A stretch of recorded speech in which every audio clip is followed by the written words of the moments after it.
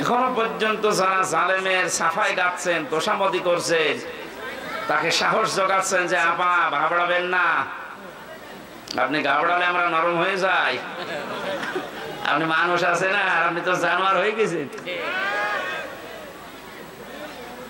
আপনার এই সমস্ত কথা শুনে পাগল পাগলামি করে বলছে যে না আমি পাশে আছি, চট করে ঢুকে পড়বো, আপনি আসেন, আপনি আসেন।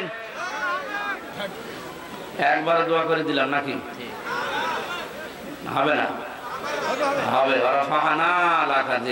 একেবারে কোরআনের আয়াত দিয়ে দোয়া করে দিল।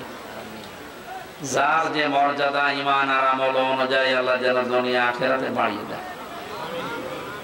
আপনাদের আমিন বলা শুনে বলা আছে যে মানুষগুলো 2 নাম্বার। জবান খুলে বলেন তো আমিন। এতক্ষণ আলোচনা রাখলেন মাওলানা হোসাইন আহমেদ মাহফুজ, সেই চুয়াডাঙ্গা থেকে এসেছে। সামনে বসা আছেন আপনারা মুসলমান ভাই বোনেরা, অন্য ধর্মের যারা আছেন ওয়েলকাম জানাচ্ছি। গত পরশুদিনও দিনাজপুরের মাটিতে 10 জন অমুসলিম ইসলাম গ্রহণ করেছে আমাদের কাছে।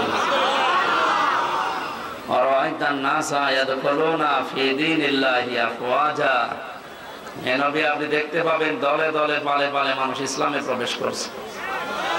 আমরা সেই দৃশ্য এখন শুরু করে দিয়েছি। আমার সারা বাংলাদেশে একই অবস্থা।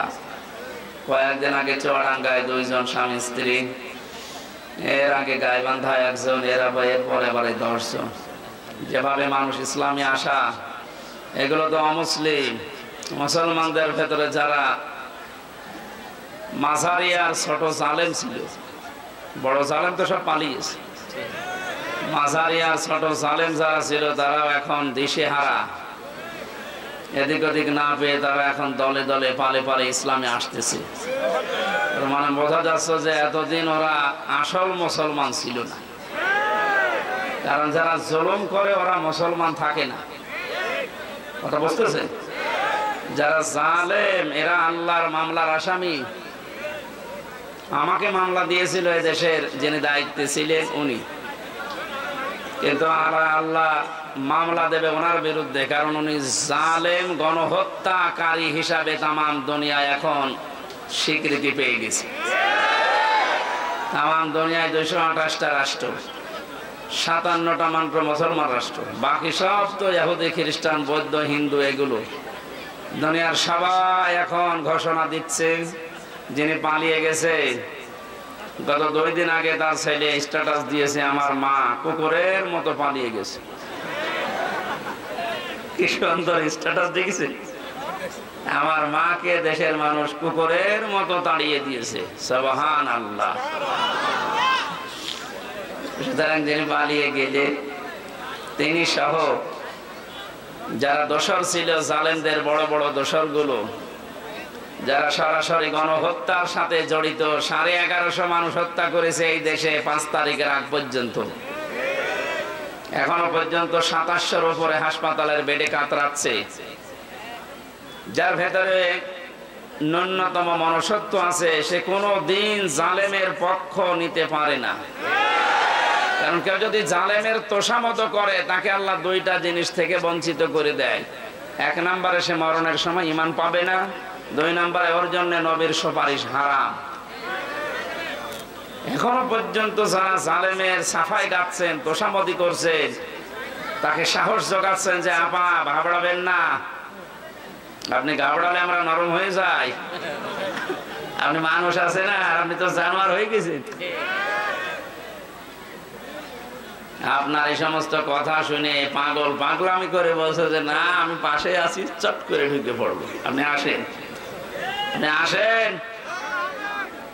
মাথা খারাপ হয়ে গেলে মানুষ কি না বলে কি না করে। এক লোক ছেলেকে বলছে, এই দোলা ভাই দাঁড়াও। দোলা ভাই মানে একবারে বাড়ি থেকে বলছে, মা আমি মারা যাবো। মারা যাবি কেন? বাবা আমার দোলা ভাই ডেকেছে। ও ঠিক আছে, ও মেনসে বাড়ি আসবে করে আমি দেখতেছি। সারাদিন পরে যখন বাড়িতে এসেছে ডাক দিয়ে বলছে, কি গো তোমার মাথা ঠিক আছে? তুমি নাকি ছেলেকে দোলা ভাই ডেকেছো?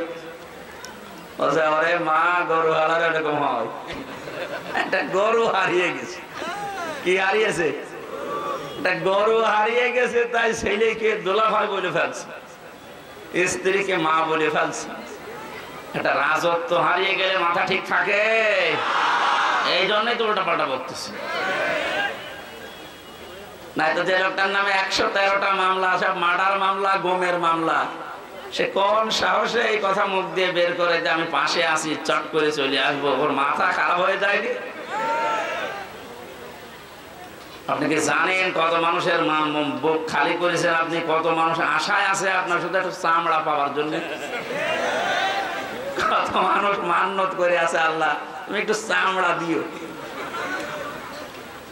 সুতরাং যেহেতু রাজত্ব হারিয়ে গেছে, তো আজকের স্ট্যাটাস দিয়েছে জয় সাহেব যে আমার মার মাথা খারাপ, ওনার কোন বক্তব্য আপনারা কাউন্ট করবেন না। গর্ব হারালে মানুষ যদি বউকে মা বলে ফেলে, ছেলেকে দোলা ভাই বলে, রাজত্ব হারিয়ে গেলে অনেকে অনেক কিছু এখন বলবে। সমস্ত কথা আমরা কিছু মনে করবো না ইনশাআল্লাহ, কারণ এই মানুষগুলো এখন আর আমাদের টার্গেট নেই, এখন এরা টার্গেট হয়ে গেছে আল্লাহ। জালেমরা টার্গেট কার? এটা তো আমি বানালাম নাকি? সূরা শুরা 25 নাম্বার পারা 6 নাম্বার পৃষ্ঠা 13 নাম্বার লাইনের 42 নাম্বার আয়াতের প্রথম অংশে আছে, ইন্নামাস সাবিলু আলাল্লাযিনা ইয়াযলিমুনান নাস। আল্লাহ পাক বলেন, অবশ্যই আমি আল্লাহ নিজে মামলা দায়ের করব যারা মানুষ হয়ে মানুষের উপরে জুলুম করেছে। শব্দের দিকে খেয়াল করেন তো, যেহেতু আলেম আছে এখানে, আল্লাহ ইয়াজলিমুন কেন দিলেন? দুইটা শব্দ নিয়ে কালটা গঠিত, দুইটা কাল আছে, এর ভেতরে দুইটা সময় আছে, বর্তমান, ভবিষ্যৎ, প্রেজেন্ট, ফিউচার। আল্লাহ ইয়াজলিমুন আল মুসলিমুনা দিতে পারতেন যে মুসলমানদের উপরে যারা জুলুম করেছে। আল্লাহ দিয়েছে ইয়াজলিমুন আন নাস। হিন্দু কি মানুষ না? কথা বলে না কেন? খ্রিস্টান মানুষ না?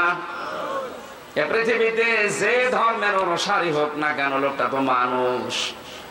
মানুষ হয়ে যদি কেউ মানুষের উপরে জুলুম করে, ভবিষ্যতেও যারা করবে, এরা আল্লাহর মামলার আসামি। এতদিন যারা করেছেন এই 15.5 বছর, আপনি আর কিছু না বিশ্বাস করেন, সূরা শুরার এই 42 নাম্বার আয়াতের প্রথম অংশ 100 ভাগ বিশ্বাস করতে পারেন, আপনি কিন্তু আল্লাহ কেসের আসামি।